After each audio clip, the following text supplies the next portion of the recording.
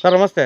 ನಮಸ್ತೆ ಸರ್. ತಮ್ಮ ಪರಿಚಯ ಹೇಳ್ರಿ ಸರ್. ಶಿವಪ್ರಸಾದ್ ಮಲೆಬೆಟ್ಟು ಅಂತೇಳಿ, ಹಾಂ ಸರ್. ದಕ್ಷಿಣ ಕನ್ನಡ ಜಿಲ್ಲೆ ಧರ್ಮಸ್ಥಳ ಪಕ್ಕದಲ್ಲಿ ಮಲೆಬೆಟ್ಟು ಫಾರ್ಮ್ ಹಾಂ ಅಂತೇಳಿ ಹಾಂ ಹಾಂ. ತರಕಾರಿಯ ಒಂದು ತೋಟ ಇದೆ ನಮ್ಮ ಹತ್ರ. ಸರ್ ಈ ವಿಶೇಷ ಬೆಂಡೆ ಯಾವ ಬೆಂಡೆ ಅಂತ ಅಂತಾರೆ ಸರ್ ಇದಕ್ಕೆ? ನೋಡಿ, ಇದು ಮರ ಬೆಂಡೆ ಅಂತೇಳಿ. ಹಾಂ ಹಾಂ. ಇದು ತುಂಬ ಸಣ್ಣದಾಗಿರುವಂಥದ್ದು.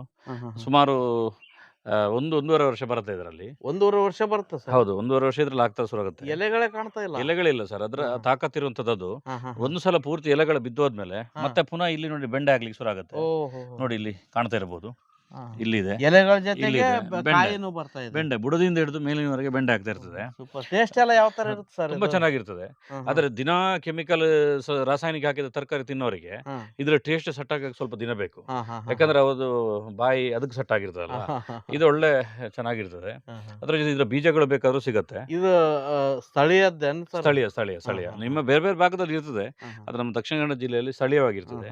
ಮರಬೆಂಡೆ. ಹಾ, ನೋಡಿ, ಸಾವಯವ ಮತ್ತು ರಾಸಾಯನಿಕ, ನೈಸರ್ಗಿಕ ಅಂತ 3 ಟೈಪ್ನ ಹ್ಮ್. ಕೃಷಿ ಇದೆ. ಹಾಂ, ಇದು ಹಾಂ. ನೈಸರ್ಗಿಕ ಕೇಟಗರಿ ಸೇರಿರೋದು. ಹ್ಮ್, ಅಂದ್ರೆ ಹ್ಮ್, ನೀವು ಹ್ಮ್. ಬಿಸಾಡಿದ್ರೆ ಸಾಕು, ತಾನೇ ಅದಕ್ಕೆ ಯಾವುದೇ ಬೆಳೀತದೆ. ಗೊಬ್ಬರಗಳು, ನೀವು ಜೀವಾಮೃತ ಇನ್ನೊಂದು ಯಾವುದು ಹಾಕ್ಬೇಕಾಗಿಲ್ಲ. ನ್ಯಾಚುರಲ್ ಆಗಿ ಆಗುವಂತ ಬೆಂಡೆ ಸೂಪರ್ ಸರ್. ಎಲ್ಲರೂ ಉಪಯೋಗ ಮಾಡ್ಬೇಕು ಸರ್. ಒಂದ್ ಗಿಡದಲ್ಲಿ ಎಷ್ಟು ಕಾಯಿ ಬರ್ಬೋದು ಸರ್ ಒಂದು ಅಂದಾಜು? ಸಾವಿರಾರು ಕಾಯಿ ಸರ್, ಸಾವಿರಾರು ಹಾ, ಕಾಯಿ ಎಲ್ಲ ಮುಗಿದೋಗಿದೆ ಸಾಧಾರಣ. ಹಾಂ ಹಾಂ ಮತ್ತೆ ಪುನಃ ಆಗ್ಲಿಕ್ಕೆ ಶುರು ಆಗಿದೆ. ನೋಡಿ ನೋಡಿ, ಹಾ. ಇದೆಲ್ಲ ಬೀಜಗಳೆಲ್ಲ ಇರುವಂತದ್ದು. ನೋಡಿ, ಇದು ಹಾ, ನೋಡಿ, ಹಾ. ಓಪನ್ ಮಾಡ್ತೇನೆ ನೋಡಿ, ಹೆಂಗಿದೆ ನೋಡಿ ಎನರ್ಜಿಯಲ್ಲಿ ಬೀಜಗಳು, ಓಹೋ. ಒಳ್ಳೆ ಬೀಜಗಳು ನೋಡಿ ಇಲ್ಲಿ. ಸೂಪರ್. ನೋಡಿ ನೋಡಿ, ರೆಡಿ ಇರ್ತದೆ ನೋಡಿ ಬೀಜಗಳು, ರೌಂಡ್ ರೌಂಡ್ ಹಾ, ರೌಂಡ್ ಹಾ. ರೌಂಡ್, ತುಂಬಾ ಚೆನ್ನಾಗಿರ್ತದೆ. ಇದ್ರ ಬೀಜನೂ ಡಿಫ್ರೆಂಟ್ ಇದೆ ಸರ್. ಹೌದೌದು, ಮಾಮೂಲಿ ರೌಂಡ್ ಇದೆ. ಬೆಂಡೆಗಿಂತ ಡಿಫ್ರೆಂಟ್ ಇದೆ. ಹೌದೌದು. Super sir. ಇದು ಯಾರಿಗೆ ಬೀಜ ಬೇಕಂದ್ರೆ ಕಳಿಸ್ಕೊಡಿ, ನಮ್ಮನ್ನು ವ್ಯವಸ್ಥೆ ಕಾಂಟ್ಯಾಕ್ಟ್ ಮಾಡ್ಕೊಡಿ. ಮಾಡ್ಬೋದು ಸರ್. ಹೌದು, ನಮಗೆ ನಂಬರ್ಗೆ ನೀವು ಹಾಕಿದರೆ ಹಾಂ. ಅದಕ್ಕೆ ವಾಟ್ಸಪ್ ಮಾಡಿ ನಿಮ್ಮ ಅಡ್ರೆಸ್ ಕಳಿಸಿದರೆ ನಾವು ನಮ್ಮ ಹತ್ರ ಬೀಜವನ್ನು ಕಳಿಸ್ತೇವೆ. Thank you sir, thank you.